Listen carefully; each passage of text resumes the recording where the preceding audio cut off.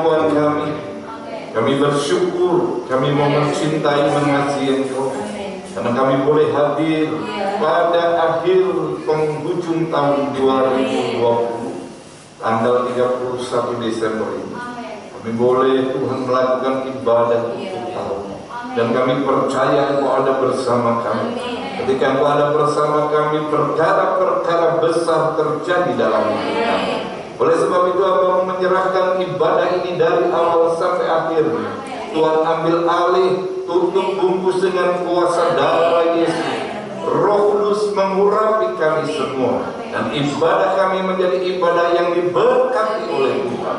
Hamba menghabiskan ibadah ini di dalam nama Tuhan Yesus Kristus. Haleluya. Amin. Shalom. Shalom. Bagaimana kabarnya saudara? Sehat, kuat, diberkati. Bagaimana di rumah juga? Pasti sehat, kuat, dan diberkati. Amin. Kita bersyukur malam hari ini, di mana ini ada ujung, ya, di mana tahun 2020 bentar lagi akan berlalu.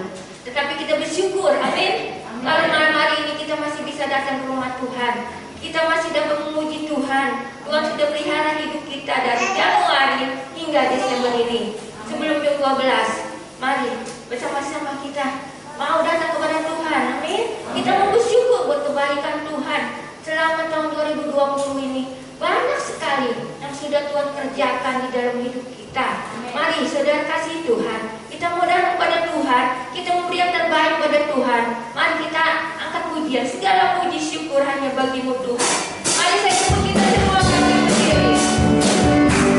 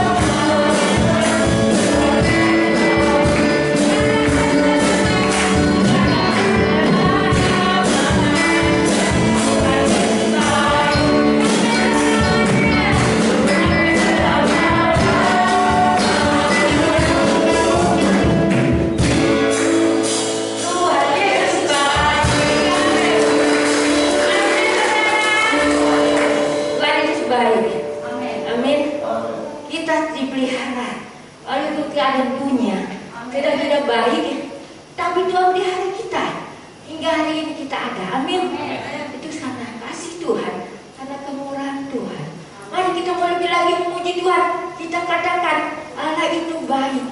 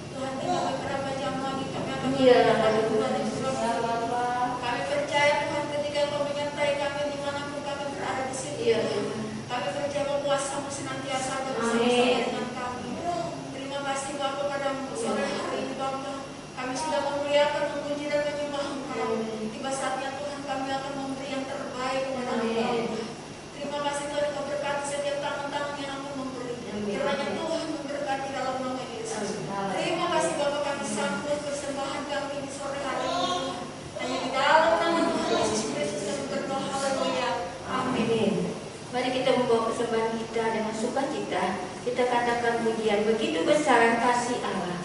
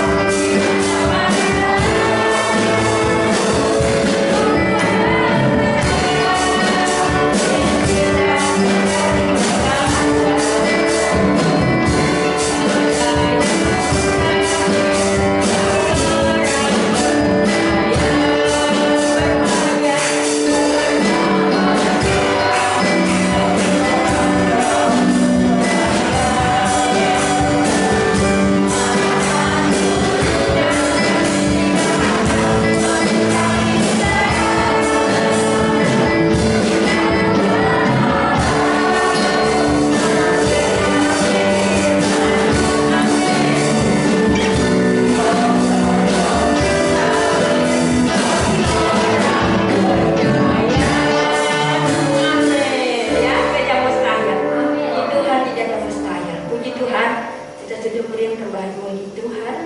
Biar hari ini boleh meluas bagi pekerjaan Tuhan. Amin. Kita akan siapkan hati untuk mendengarkan firman Tuhan. Mari dengan kasih saya jemput semua bangkit berdiri. Kita mau katakan, bahwa hasil kehidupanku. Kalau kita bisa lalui tahun 2020 ini, hanya karena kemurahan Tuhan, hanya karena kasih Tuhan. Banyak sekali perbuatan ajaib yang Tuhan kasih kepada kita. Kita bersyukur malam hari ini di ujung tahun 2020. Sebentar lagi akan berlalu. Tapi kita percaya Tuhan selalu ada bersama dengan kita. Dia tidak pernah tinggalkan kita. Dia selalu memeluk kita. Biar sebelum 2020 berakhir, kita mau lebih lagi berserah kepada Tuhan, menyerahkan segala kehidupan kita kepadanya. Rancangan-rancangan indah Tuhan berikan bagi kita. Masa depan yang terbaik Tuhan sediakan bagi kita. Biar kita mau lebih lagi sungguh-sungguh, lebih lagi dekat Tuhan sebelum kita lewatin tahun 2020 ini. Haleluya. Oh iya sih kehidupanku. Terima kasih Tuhan. Oh iya sih kehidupan kami dengan hal-hal yang baik. Banyak sekali Tuhan kebaikan yang kami terima. Terima kasih Tuhan.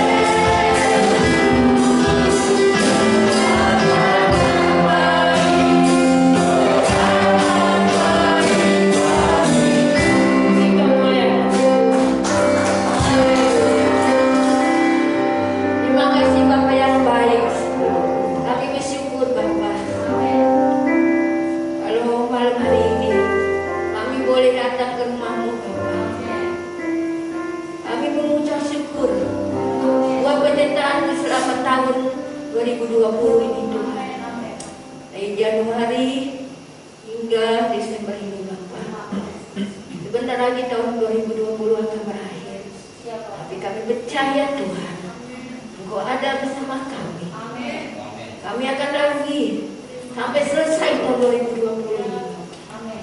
Dan kami akan masuk di tahun 2021 bersama-mu Bapa. Kami dapat lalui 2021 karena Engkau ada terus bersama kami. Kasih-Mu, kemurahan-Mu itulah yang membuat kami hidup sampai saat ini.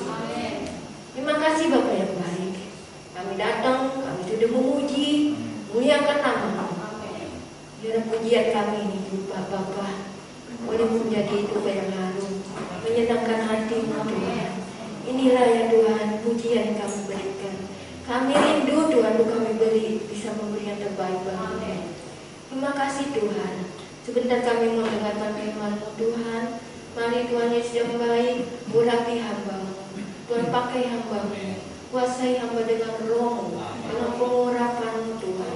Sehingga firman-Mu ini Tuhan boleh membawa kami untuk lebih lagi kami dekat padamu, lebih lagi kami melakukan firman-Mu Tuhan. Terima kasih Bapa. Bahkan kami juga semua yang hadir maupun yang ada di rumah Tuhan. Mari Tuhan berikan kami roh kudus Tuhan. Berikan kami roh yang menyala-nyala Tuhan. Untuk kami juga boleh terus taat mendengarkan firman-Mu Tuhan. Kami boleh menerima firman-Mu. Dan firman-Mu Tuhan boleh menjadi rema dalam hidup kami Bapa. Terima kasih Bapa yang baik. Kami mau sambut firman-Mu Bapa hanya di dalam nama Tuhan Yesus Kristus. Haleluya. Amin. Kami serahkan kepada Tuhan. Membuat perhitungan bagaimana matematika kehidupan. Jadi matematik of life. Saya sebenarnya pengen menampilkan di PowerPoint, tetapi beberapa waktu ini kita memang belum bisa karena ada beberapa keterbatasan. Jadi ditulis di sana life ditambah love itu artinya sama dengan happy. Jadi kalau hidup ini dipenuhi dengan cinta kasih maka menjadi happy, sukacita. Kemudian yang keduanya life hidup dikurangi, love hidup tanpa kasih itu sama dengan sad. Jadi apa? Sedih, kesedihan. Ini matematik of life. Kemudian di bawahnya digaris, dijumlah. Maka love sama love-nya dicoret. Jadi dia mendapat dua life. Dua life sama dengan happy ditambah sad. Jadi dua kehidupan itu sama dengan senang dan susah, sukacita dan sedih. Kemudian disimpulkan. Jadi life sama dengan happy tambah sad dibagi dua. Kemudian diakhiri. Ternyata hidup itu isinya adalah setengah happy ditambah setengah sedih. Saudara setuju tidak? Ini matematik of life yang kita lihat di internet. Jadi banyak orang menganggap bahwa kehidupan itu isinya ya setengahnya senang, setengahnya sedih. Ada kesusahan, ada sukacita, ada terang, ada gelap, ada manis, ada pahit. Saya tidak mengatakan setuju atau tidak setuju, tetapi saya katakan memang kehidupan ada kesedihan, ada kesenangan, ada sukacita, ada duka cita, tapi bukan berarti setengah-setengah. Kalau hidup ini setengah sedih, setengah senang, maka di akhir tahun, nah ini yang terjadi. Orang-orang yang punya konsep bahwa hidup itu setengah sedih, setengah senang, maka di akhir tahun mereka berusaha supaya hidup itu minimal punya kelebihan di happy-nya. Maka ada 10 ini saya mencatat bagaimana seorang peneliti mengatakan ada 10 tradisi yang dilakukan di Indonesia, bahkan di seluruh dunia sebagian melakukan ini walaupun tidak ada 10-10-nya. Ada tradisi di akhir tahun. Nah, tradisi ini ingin menunjukkan bahwa bagaimana kesedihan mereka supaya di akhir tahun itu diakhiri dengan minimal ada kelebihan di happy-nya. Tidak setengah happy, tidak setengah sad, tidak setengah sedih, tidak setengah bahagia. Mereka ingin mengakhiri kalau bisa tahun itu di akhirnya ada lebih walaupun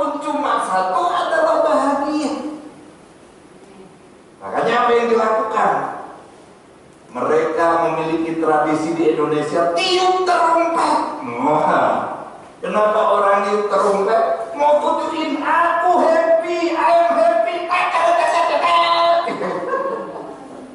Katakan sebelahnya, kamu mau tiup terompet malam hari ini. Orang meniup terompet supaya minimal di akhir tahun itu ada kelebihan rasa sukacita. Tapi hari ini tidak boleh orang meniup terompet. Tukang terompet tidak boleh jualan, karena apa? Dicoba dulu. Ada air liur, ada droplet. Kemudian yang beli coba juga, nggak cocok bang, ditaruh. Pembeli ketiga dia sakit bengkak saudara. Kenapa saya mau mikir-mikir? Oh ternyata karena ada matematik offline yang dipercayai banyak orang ini, sehingga akhirnya di akhir tahun mereka berusaha menambahkan sesuatu supaya timbangannya bukan setengah sedih, setengah happy, tetapi bisa minimal lebih bahagia. Kemudian budaya yang kedua yang saya catat, saya temukan adalah pesta kembang api. Ini hampir di seluruh dunia. Wow, beli kembang api ratusan ribu, dor. Haleluya. Begitu meletus di tangan, putus jarinya. Karena saya berpikir, kenapa? Dulu masih ada mal-mal sebelum kena COVID ini. Waduh, pesta kembang api di Lipo, pesta kembang api di sana, pesta kembang api di Summarecon.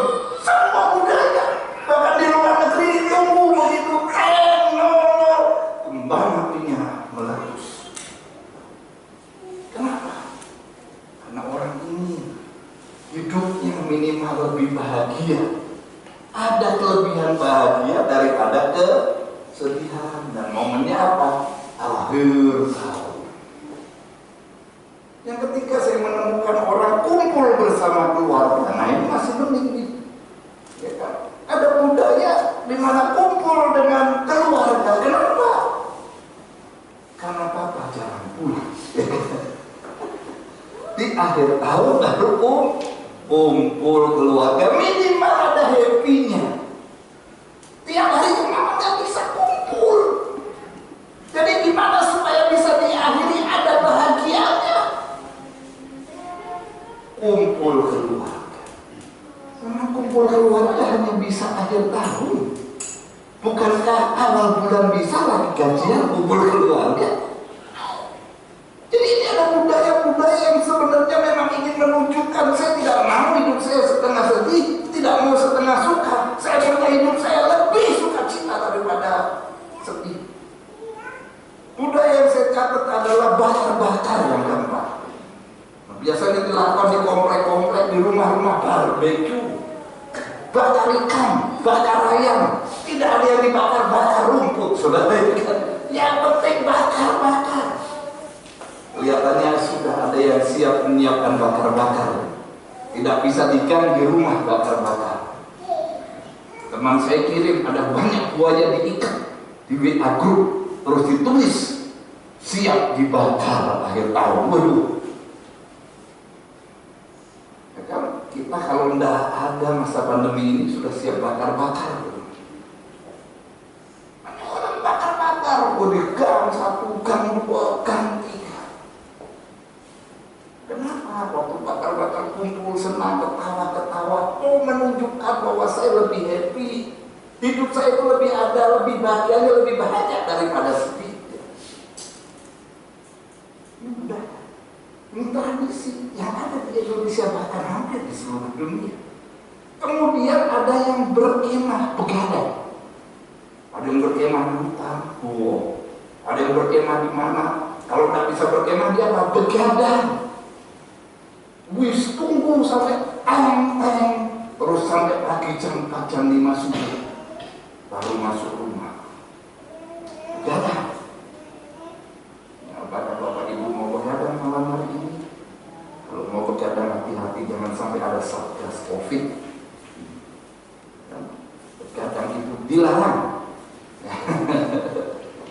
Jadi mari kita lihat ini kenapa muncul. Saya mencoba menganalisa, ternyata karena memang orang punya pandangan hidup itu setengah susah, setengah happy. Bagaimana supaya lebih besar happy-nya di akhir tahun buat sesuatu.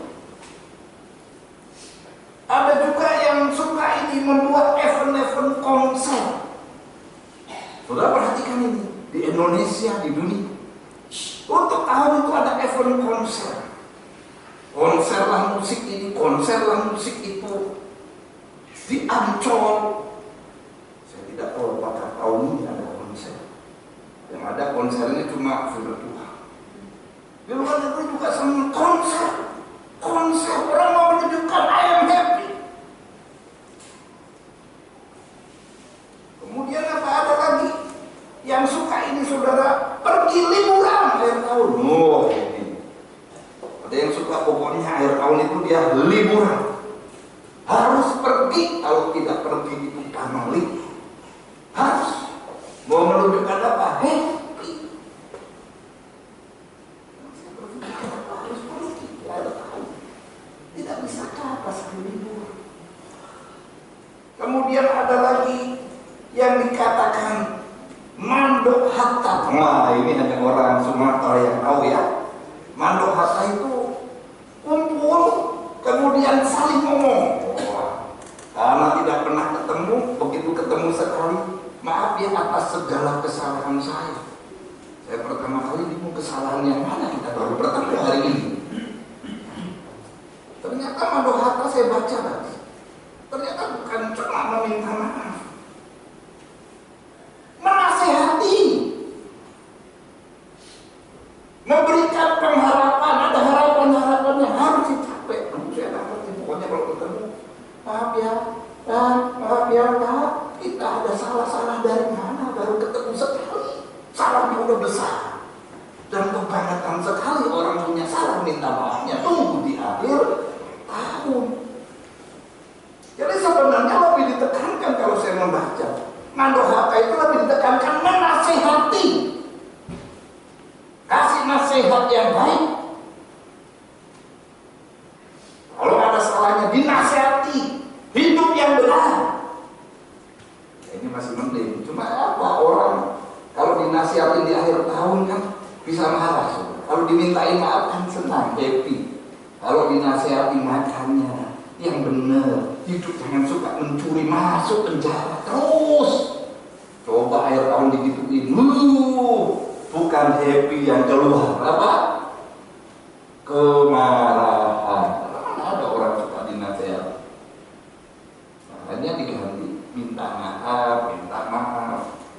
Padahal sebenarnya menasehati, kasih pengharapan, hidupmu harus benar supaya kamu punya masa depan yang baik. Bukan cuma sekedar minta maaf. Betul Pak ya? Haleluya. Harus tanya orang Sumatera, jangan sampai saya salah nanti. Jadi memang seperti itu. Kemudian ada budaya lagi apa? Sewa villa. Makanya setiap akhir tahun saudara nggak akan pernah bisa punya villa, nyewa villa. Penuh di puncak. Masa pandemi pun penuh. Rapid test antigen tetap penuh. Haleluya. Karena mereka pikir yang COVID, yang sehat ya sehat, yang penting happy di akhir tahun. Nilainya lebih happy daripada kesedihan. Kemudian ada yang suka, nah ini happy-nya itu tidur di rumah. Wah ini kasihan nih, kena korban PHK. Ada orang yang akhir tahun itu sukanya cuma tidur di rumah. Di sini tidak ada, amin. Karena ada di gereja, pulangnya saya tidak tahu. Saudara, ini kebiasaan. Nah bagaimana dengan kita anak Tuhan? Seharusnya kita punya budaya yang berbeda, punya tradisi yang berbeda. Akhir tahun kita harus tutup dengan beribadah kepada Tuhan. Amin. Karena firman Tuhan mengatakan ibadah itu besar kuasanya. Ibadah itu berguna dalam segala hal. Bukan cuma menemukan hati, sukacita, hura-hura, tapi berguna dalam segala hal. Terus kalau kita sudah di rumah Tuhan, kita mau ngapain? Mau saya beribadah, habis ibadah mau ngapain? Dengar firman Tuhan. Ya, justru di akhir tahun di rumah Tuhan Kita harusnya belajar untuk evaluasi. Jadi bukan happy-happy menghilangkan semua, tapi kita itu mengevaluasi. Harus berpikir dengan logik, harus tahu, menghitung apa sih sebenarnya yang sudah terjadi sepanjang tahun. Amin. Nah, saya ingin kita mengajak tentang Raja Uzia. Kita belajar tentang Raja Uzia. 2 Tawarikh pasalnya yang ke-26. 2 Tawarikh pasal yang ke-26 ayat 1 sampai 23. Dalam satu ayat, satu pasal ini diceritakan sejarah hidup Raja Uzia. Bagaimana kita bisa melihat inilah perjalanan kehidupan. Raja Uzia ini adalah raja yang menjadi, saya akan bacakan 2 Tawarikh 26 ayat 1. Segenap bangsa Yehuda mengambil Uzia yang masih berumur 16 tahun dan menobatkan dia menjadi raja menggantikan ayahnya Amazia. Ia memperkuat Elot dan mengembalikannya kepada Yehuda sesudah raja mendapat perhentian bersama-sama dengan nenek moyangnya. Uzia berumur 16 tahun. Pada waktu ia menjadi raja dan 52 tahun lamanya ia memerintah di Yerusalem. Nama ibunya ialah Yekolya dari Yerusalem. Ia melakukan apa yang benar di mata Tuhan, tepat seperti yang dilakukan Amazia ayahnya. Ia mencari Allah selama hidup Sakaria yang mengajarnya supaya takut akan Allah. Dan selama ia mencari Tuhan, Allah membuat segala usahanya berhasil. Jadi ada Raja Yehuda namanya Uzia. Uzia ini kalau kita membaca dalam pasal 26 dari kitab 2 Tawarikh ini, maka bisa dibagi menjadi 2 bagian. Bagian yang pertama ayat 26 ayat 1 sampai 15 itu adalah keberhasilan dan kesuksesan Uzia dalam perjalanan kehidupannya. Kemudian ayat yang mulai ayat 16 sampai ayat 23 itu adalah kegagalan-kegagalan dalam kehidupan Uzia. Jadi saya katakan hidup itu ada keberhasilan, ada kegagalan. Bukan senang dan sedih menurut saya. Tetapi jika kita di dalam Tuhan, maka Tuhan menunjukkan banyak keberhasilan dalam hidup kita. Tidak setengah berhasil, tidak setengah gagal. Harus banyak keberhasilan yang ada diberikan. Dan ini dapat dilihat dalam kehidupan Raja Uzia. Ketika Raja Uzia hidupnya takut akan Tuhan. Tadi ayat 4, ayat 5 dikatakan ia melakukan apa yang benar di mata Tuhan, tepat seperti yang dilakukan Amazia ayahnya. Ia mencari Allah selama hidup Sakaria yang mengajarnya supaya takut akan Allah. Dan selama ia mencari Tuhan, Allah membuat segala usahanya berhasil. Jadi ayat 1 sampai ayatnya yang ke-15 itu tentang keberhasilan, kesuksesan Raja Uzia. Kenapa dia berhasil? Kenapa dia sukses? Karena dia hidup benar, takut akan Allah, mencari Tuhan. Jadi kalau akhir tahun kita membuat satu tradisi untuk beribadah mencari Tuhan, artinya saudara sedang menaruh keberhasilan di tahun yang baru. Amin. Ini luar biasa. Makanya sangat penting. Jangan sekedar cuma ingin menambah kebahagiaan, berkemah, kemudian sewa villa, bakar-bakar, pesta kembang api. Cuma seperti itu. Tapi cari Tuhan. Karena dengan mencari Tuhan, engkau sedang menaruh keberhasilan. Bukan untuk tahun yang berlalu ini, tapi untuk tahun yang akan datang. Karena Uzia membuktikan, selama dia mencari Tuhan, Allah membuat segala usahanya berhasil. Nah, saudara, apa sih keberhasilan Uzia?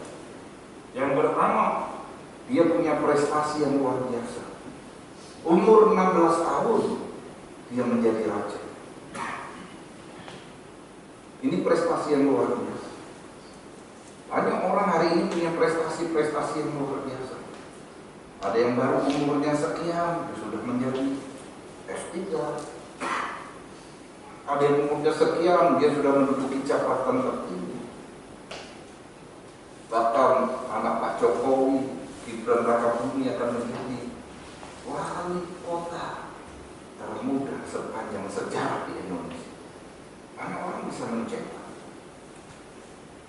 Tetapi orang yang takut Tuhan, dia akan memiliki prestasi. Amin. Jadi kalau kita hidup benar takut akan Tuhan, saya berani pastikan saudara akan punya prestasi. Ini udah janji Tuhan. Dia punya prestasi. Ada sesuatu yang luar biasa yang tidak dimiliki oleh orang-orang dunia. Kemudian dikatakan dia berhasil membangun Elot dan mengendalikan wilayah Yehuda. Artinya dia berhasil memperluas kerajaan. Yang hilang dikembalikan, yang rusak dibangun kembali. Orang yang takut akan Tuhan, hidup takut akan Tuhan, mencari Tuhan, dia akan bisa membangun kembali sesuatu yang sudah rusak. Mungkin ekonomi kita rusak, berantakan. Kita sudah lalui ini dari Januari, Februari, Maret, April, Mei, Juni, Juli sampai Desember. Kalau di akhir tahun engkau mengatakan aku mau mencari Tuhan, hidup sungguh-sungguh dengan Tuhan, maka engkau diberi kemampuan hikmah oleh Tuhan, membangun yang hancur untuk berdiri kembali, yang hilang untuk kembali. Amin. Ini prestasi, ini keberhasilan musik.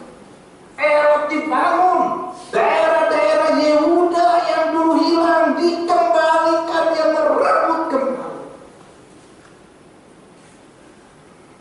Mungkin engkau kehilangan kebahagiaan, bisa jadi 2020 mulai Januari, Februari kau kehilangan kebahagiaan. Bisa saja ada orang yang hilang bahagia karena banyak hal. Tapi kalau engkau hidup takut akan Tuhan, mencari Tuhan dengan sungguh-sungguh, kebahagiaan bisa engkau bangun dan ambil kembali. Amin. Rumah tangga mulai berantakan karena banyak hal. Tapi kalau kita hidup mencari Tuhan, takut akan Tuhan, Tuhan berikan hikmat kemampuan. Yang hancur bisa dibangun kembali karena anugerah dan rahmat. Kemudian apa yang berhasil lagi? Kesuksesan yang dilakukan oleh Raja Uzia, dia diberkati Tuhan. Ayat yang ke-6 jelas, ia mencari Allah selama hidup Sakaria yang mengajarkan takut akan Tuhan. Dan selama ia mencari Tuhan, Allah membuat segala usahanya berhasil. Artinya apa? Diberkati Tuhan. Saya percaya Bapak Ibu adalah orang-orang yang diberkati Tuhan. Amin. Saya sangat percaya. Kita cari Tuhan sungguh-sungguh, Tuhan akan memberkati kita. Kemudian apalagi dia menang perang, namanya termasyhur. Itu ayat 6 sampai 7. Jadi Uzia ini menang salah peperangan, dia menang, namanya termasyhur, orang gentar, orang takut akan dia. Ada kesuksesan, keberhasilan yang dia capai selama ia mencari Tuhan dengan setia. Kemudian kita lihat lagi, dia menjadi orang yang kokoh kerajaannya. Kalau kita membaca nanti ayat 9 itu, kerajaannya kokoh, artinya kuat. Dan yang luar biasa lagi ayat 10, dia menjadi kaya. Ia mendirikan juga menara-menara di padang gurun dan menggali banyak sumur, karena banyak ternaknya di dataran rendah maupun di dataran tinggi. Juga ia mempunyai petani-petani dan penjaga-penjaga kebun anggur di gunung-gunung dan di tanah yang subur, karena ia suka pada pertanian. Artinya memang banyak sekali.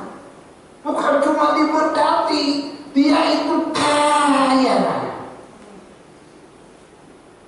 Saya melihat bagaimana dalam Alkitab Abraham juga kaya raya, Ayub juga kaya raya. Karena saya berpikir harusnya memang kita akan menjadi orang yang diberkati Tuhan dan sampai levelnya naik ke kaya raya. Amin. Masalahnya kita ini tidak terlalu setia sungguh-sungguh sama Tuhan. Saudara, begitu sudah sampai diberkati, terima kasih Tuhan, sudah selesai. Mulai lirik yang lain, mulai lirik yang ini, coba ono, coba ini, turun lagi, goes lagi. Oh Tuhan, apalagi harus diberkati, sampai diberkati, begitu lagi, nggak naik-naik levelnya. Mari kita belajar.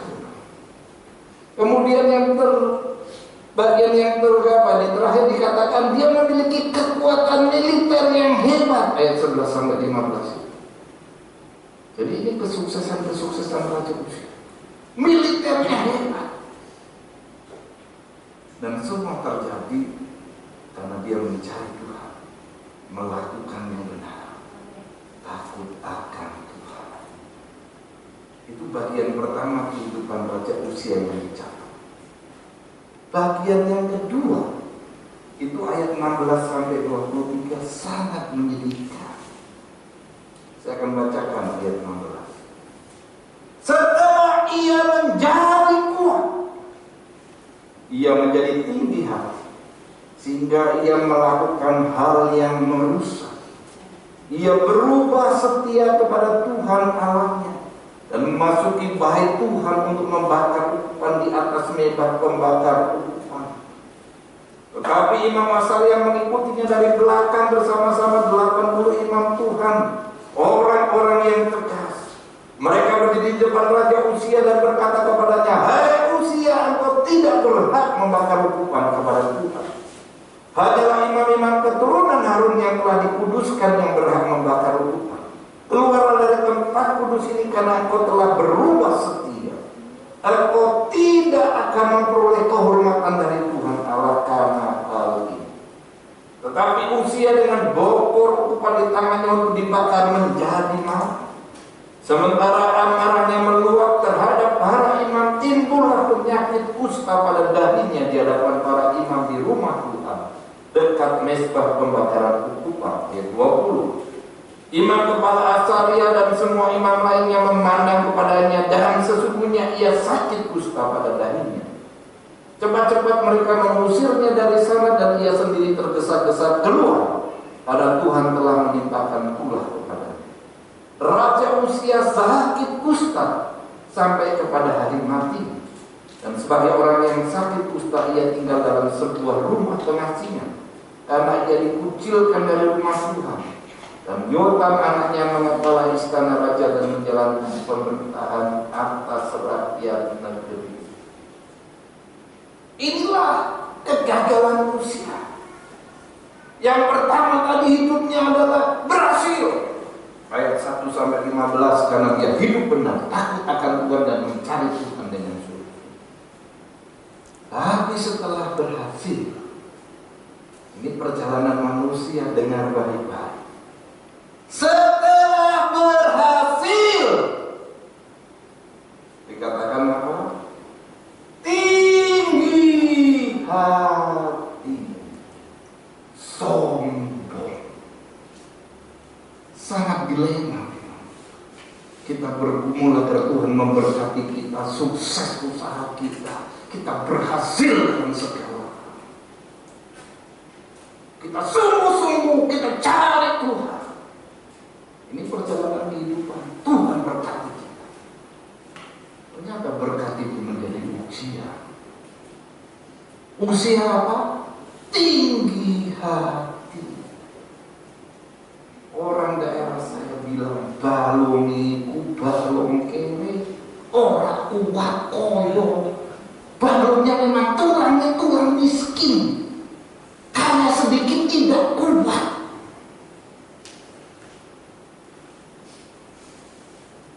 Enggak orang begitu. Diberkati sedikit tidak kuat. Berkat itu ujian.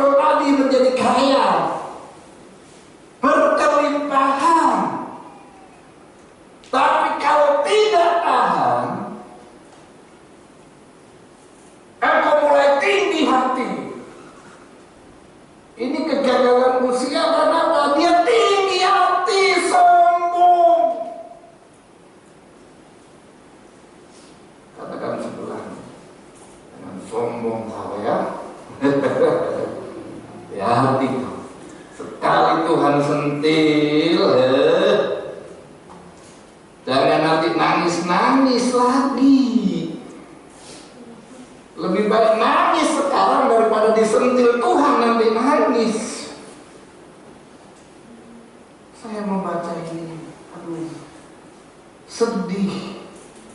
Tapi itu refleksi, itu gambaran perjalanan hidup manusia. Jangan sombong, jangan tinggi hati. Kegagalan Uzia karena dia tinggi hati, sombong. Saya berdoa di sini tidak ada yang tinggi hati dan sombong. Amin. Terus apa lagi? Mulai melawan Tuhan. Saudara lihat, orang kalau sudah diberkati dan levelnya bukan cuma diberkati, kaya raya, mulai melawan Tuhan. Saya pendeta gembala sidang. Ada pendeta yang bukan gembala sidang. Jadi satu gereja dia jadi pelayan, pendeta dia bergaji. Tapi kalau gembala sidang di daluran Pantekosta itu, berarti semua dia harus selesaikan, semua dia harus mengerti, semua dia harus diarahkan, diatur. Itulah bedanya. Amin. Jadi semua urusan ini gembala. Nah saudara, ada perbedaan. Ada beberapa teman saya cerita, aduh, Lur, kenapa? Pusing saya. Ini cuma udah jadi orang kaya sekarang. Mulai ngatur. Waduh. Memang dipikir sistem majelis. Mulai ngatur, bro. Khotbah saya diatur. Dia mulai bilang, kalau tidak khotbah ini Pak Pendeta, saya tidak perempuan ya. Awas, saya pergi biar kamu tidak punya jemaat yang kaya raya konglomerat. Saya amin. Ini mulai sombong, hati-hati. Dia berbuat salah, teman saya tegur. Itu salah, nggak boleh begitu. Udahlah, Pak Pendeta, hidup ini ya begini. Ya dulu waktu miskin didoakan nggak bilang begitu. Begitu kaya.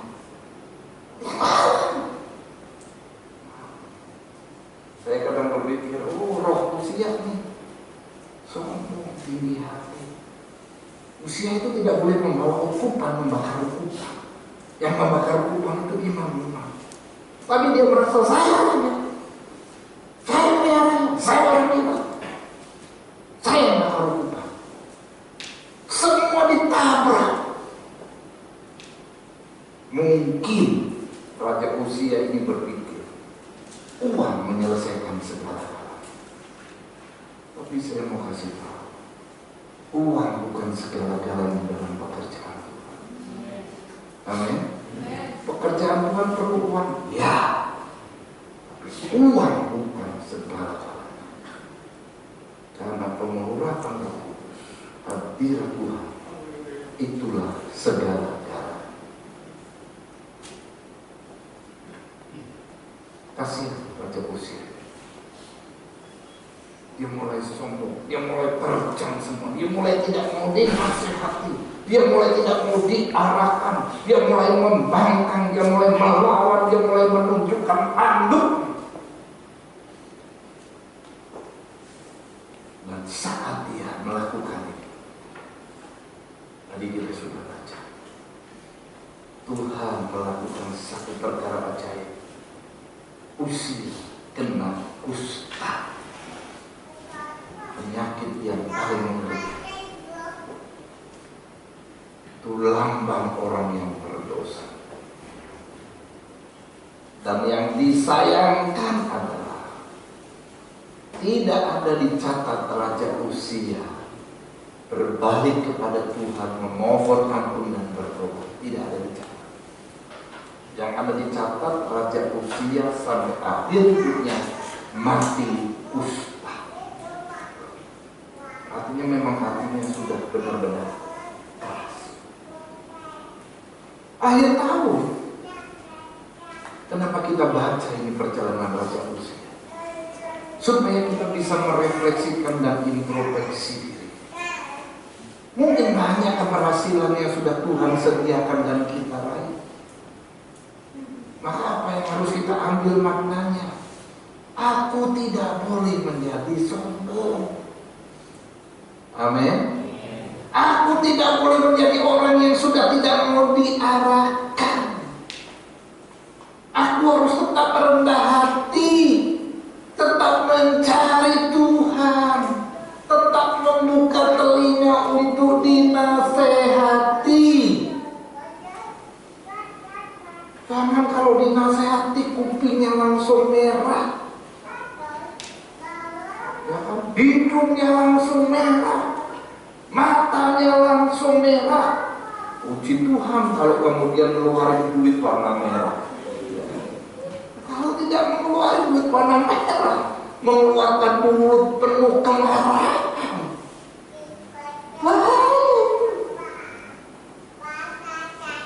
Ayo tahun kita belajar ini, ayo kita cek hidup kita. Apakah keberhasilan yang Tuhan sudah berikan dalam hidup kita membuat engkau tinggi hati, sehingga akhirnya engkau jatuh kembali?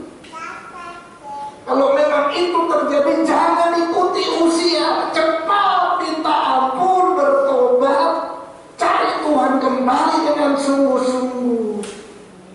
Amin. Jangan diam, udahlah Tuhan besok juga bisa lagi, aku udah punya pengalaman, aku udah hebat, nanti juga bisa lagi bangkit. Tanpa Tuhan engkau tidak bisa bangkit. Harus sungguh-sungguh mencari Tuhan. Oleh sebab itu akhir tahun ini bukan masalah senang atau susah. Amin. Tapi masalahnya adalah apakah Tuhan membuat aku berhasil atau tidak. Apakah berkat-berkat keberhasilan yang Tuhan berikan itu membuat aku tinggi hati dan sombong melawan Tuhan, menulikan telinga dari nasihat, atau aku tetap rendah hati? Tahun 2020 akan kita tinggalkan. Sebentar kita akan akhiri ibadah kita.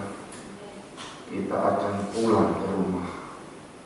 Sekali lagi ingat, ada 10 ciri-ciri orang yang suka ingin mengakhiri kehidupannya dengan happy. Saudara, kalau bisa jangan lakukan. Saudara lebih baik di rumah kumpul dengan keluarga, berdoa, merenungkan kasih Tuhan. Amin. Menasihati anak-anak, ayo hidup takut akan Tuhan. Lihat ini papa udah punya pengalaman, diberkati sampai jatuh lagi karena meninggalkan Tuhan. Saudara bersaksi, lihatlah papa dulu tak punya apa-apa, sekarang begitu sungguh-sungguh sama Tuhan, Tuhan angkat. Bukankah itu lebih berguna daripada sekedar jalan sana, jalan sini, makan sana, makan sini, bakar ono, bakar ini? Bukan tapi tidak boleh, boleh, tapi carilah yang lebih bijak. Akhirnya,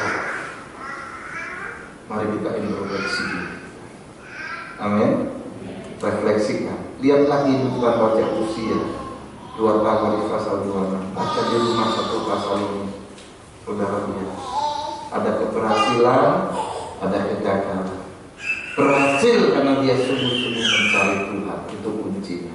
Gagal karena dia menjadi sombong dan melawan Tuhan.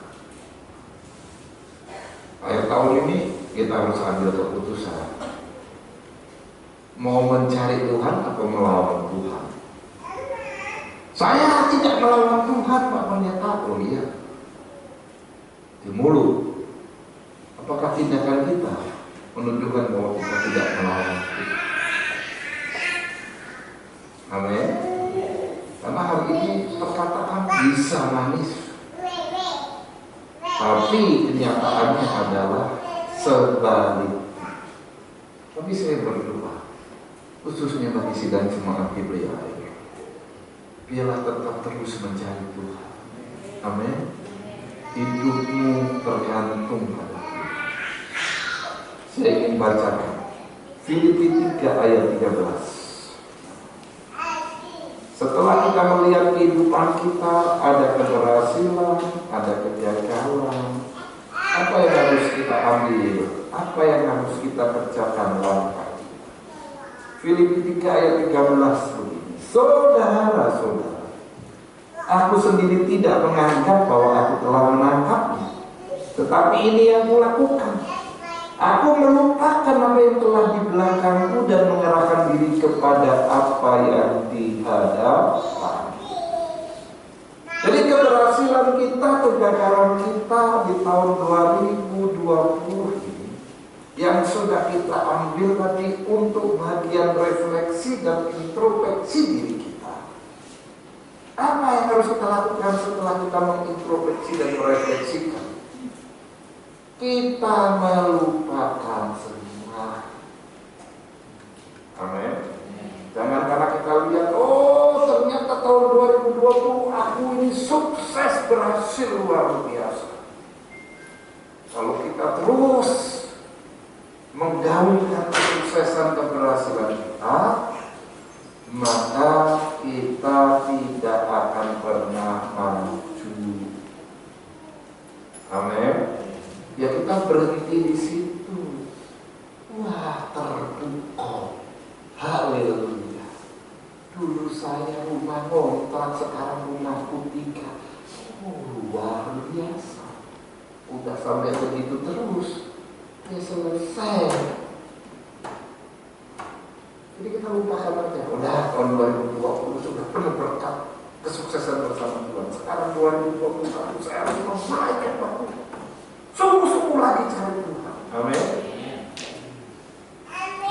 Waduh, kok saya setelah refleksi tadi, kehidupan saya dari Januari sampai Desember tanggal 31 ini, kok banyak kesusahannya, banyak kegagalannya. Saudara juga jangan termenung di situ terus menyesali, menangis, meraung-raung. Jangan tinggalkan juga. Lupakan, oh berarti saya harus tetap boleh maju lagi mencari Tuhan. Kegagalan tahun lalu tidak boleh menghambatku di masa depan. Amin. Itu harus. Kenapa? Karena Yeremia menuliskan dalam kitab ratapan. Saya akan bacakan ayat yang terakhir. Ratapan pasalnya yang ketiga. Nabi Yeremia menuliskan dalam kitab ratapan, kenapa keberhasilan kita, kegagalan kita di tahun 2020 setelah kita ambil, kita refleksikan, kita mengintrospeksi diri kita, harus kita tinggalkan. Karena Yeremia mengatakan begini, Ratapan 3 ayat 20 sampai 23. Jiwaku selalu teringat akan hal itu dan tertekan dalam hatiku. Jadi Yeremia melihat bagaimana kondisi Israel, bangsanya yang hancur, dan itu membuat dia tertekan karena diingat-ingat melulu. Kalau saudara ingat-ingat kegagalan terus di tahun 2020, saudara tertekan. Kalau saudara ingat keberhasilan tahun 2020 terus menerus, tidak mau saudara lepaskan, tidak mau saudara lupakan, maka saudara tidak pernah maju, berhenti terus di situ. Apa yang dikatakan? Tetapi hal-hal inilah yang kuperhatikan. Oleh sebab itu aku akan berharap. Jadi kalau kita lupakan nih keberhasilan dan kegagalan kita, maka berarti kita sedang menaruh harapan kembali kepada Tuhan, memulai sesuatu yang baru, berharap pada Tuhan, mulai mencari Tuhan lagi dengan sungguh-sungguh, tak berkesudahan kasih setia Tuhan, tak habis-habisnya rahmatnya, selalu baru tiap pagi, besar kesetiaan. Amin. Jadi Tuhan itu selalu memberikan sesuatu yang baru. Maka lupakanlah yang kemarin. Sebentar kita akhiri ibadah kita, ibadah tutup tahun ini. Saudara pulang, saudara merefleksikan diri di rumah, introspeksi diri di rumah. Kalau bisa dengan anak, dengan keluarga, mulai berbagi, mulai sharing, ya kan? Setelah itu apa? Kita tutup. Terima kasih Tuhan untuk segala keberhasilan, berkat, kesedihan, kegagalan di tahun 2020. Tahun 2021 aku akan mencari Tuhan sungguh-sungguh. Kami akan terus mencari pengharapan di dalam Tuhan. Kalau kami gagal di tahun 2020, maka tahun 2021 kami akan berhasil mencari Tuhan sungguh-sungguh. Ketika kami sudah diberkati Tuhan di tahun 2020,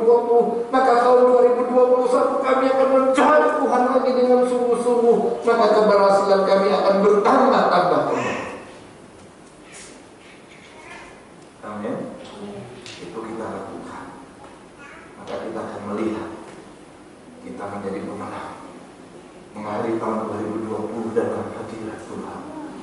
Nanti akan memasuki tahun yang baru dalam takut akan Tuhan.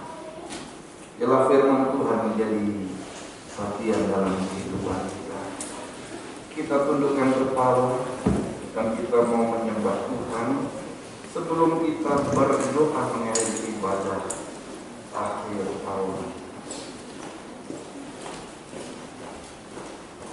Aku mengasihi Engkau Yesus, terutama firman-Mu siang dan malam.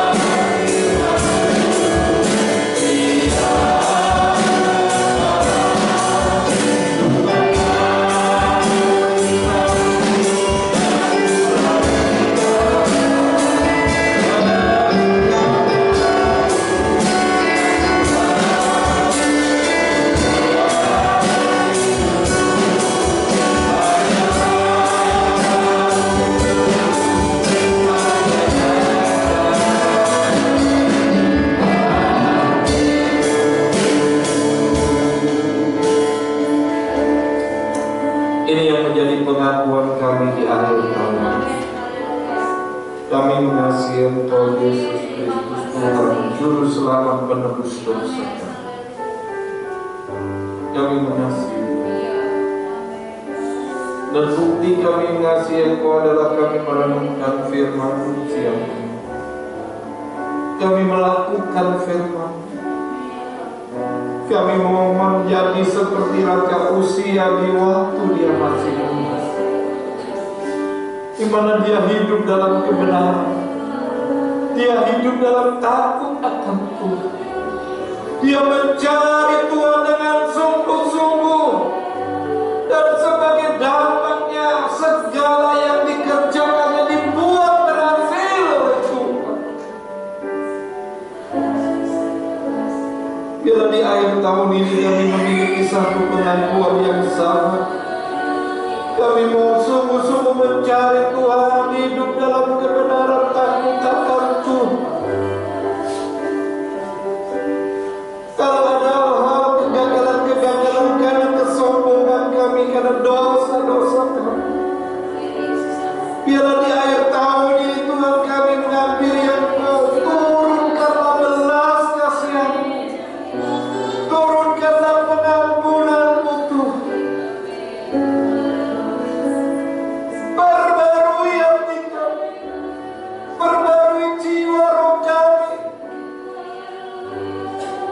Biar kami tetap menjadi orang yang rendah hati di hadapan Tuhan.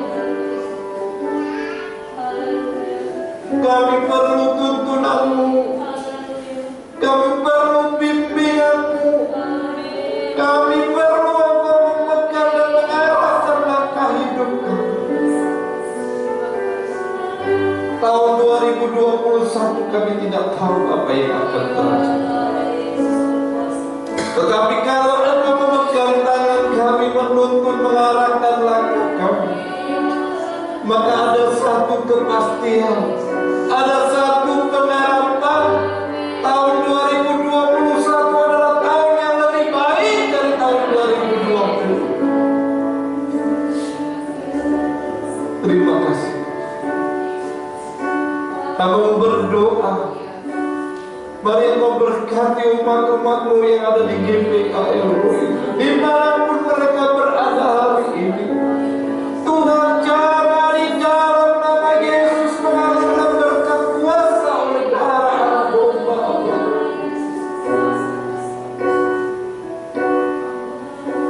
Biar kami lupakan, kami tinggalkan segala yang sudah terjadi di tahun ini. Kami siap meninggalkannya, Tuhan. Kami tidak mau terpukau oleh keberhasilan-keberhasilan yang Tuhan sudah kerjakan. Kami juga tidak mau terkendala, tertekan oleh kegagalan-kegagalan akibat kesalahan-kesalahan dan dosa kami. Kami meninggalkan semua, dan kami mau menatap hari yang depan yang penuh pengharapan. Kami mau melihat kasih setiamu yang senantiasa.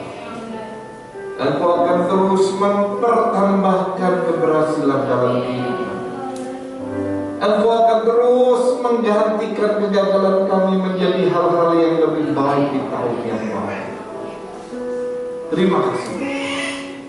Kami berdoa, berkatilah umat-umat.